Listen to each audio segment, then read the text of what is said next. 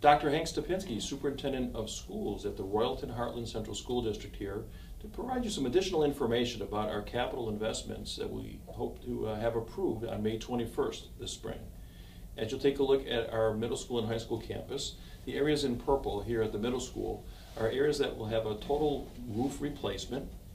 Mechanical systems underneath that roof that will be improved include our PA systems, our fire alarm systems, many other mechanical systems as part of the building, as well as replacing energy efficient windows.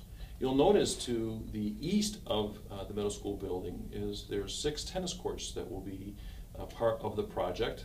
The tennis courts will allow us to host our Niagara Orleans competitions as well as Section 6.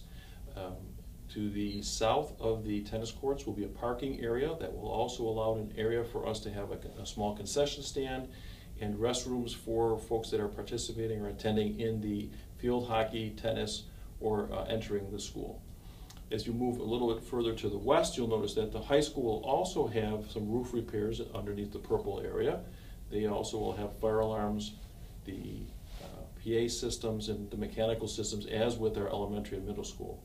You'll notice to the south of the high school, we'll be resurfacing our track and field and also adding a handicapped accessible playground for the community on the site of the former tennis courts. If you have any questions, please feel free to reach out to me in the district office. I'd be happy to discuss that. I look forward to seeing you all coming out to vote on May 21st.